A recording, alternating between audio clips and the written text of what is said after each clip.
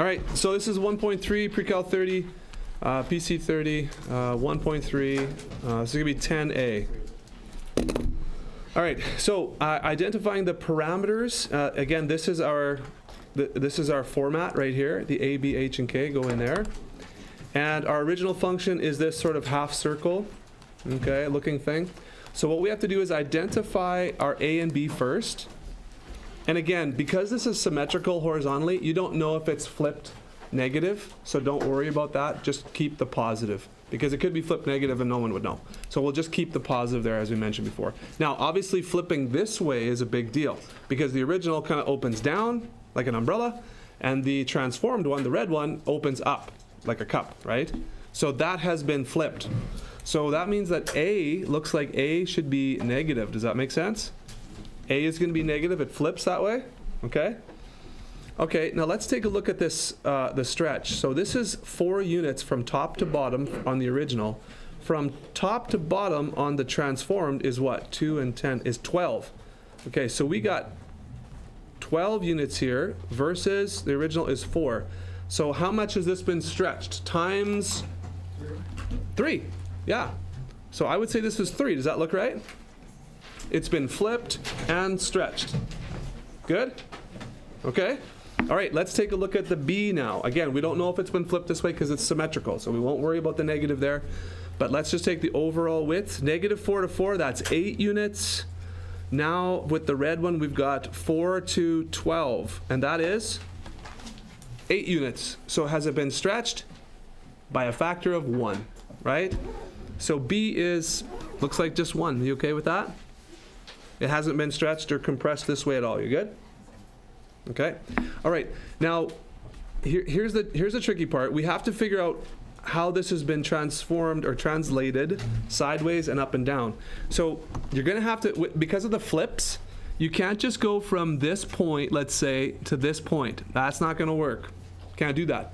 Because you have to kind of trace a little bit of the reflection, how that's going on. Is there anything with is there any point on the original graph that has not changed due to the stretches? So invariant point because of A and B. Think about it. This has flipped down, right? Negative. It's also been stretched times 3, so it's kind of gone like this, right? So which points haven't changed? These ones have not changed with the stretches because there's been no horizontal stretch. Does everyone see that?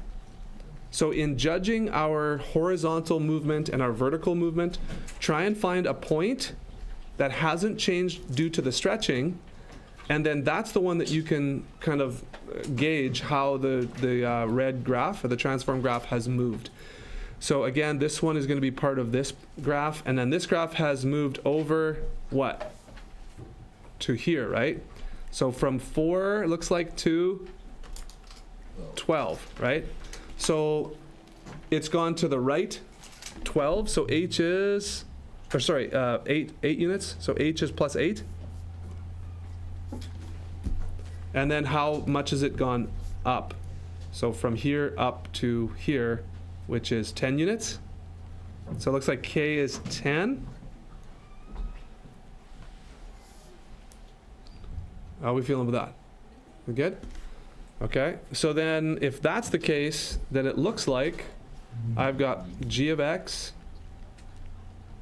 equals -3 times f of bracket, just a 1, so you don't even have to put anything in there, minus 8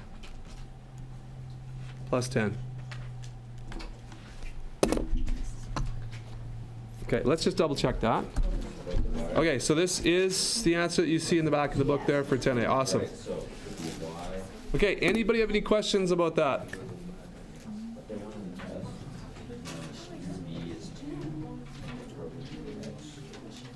Okay, so the key, you got to map the stretches first, and then if there's any points that don't change, those are the good ones to kind of like track the movement, okay? However they move. All right. Any other questions you guys are having trouble with?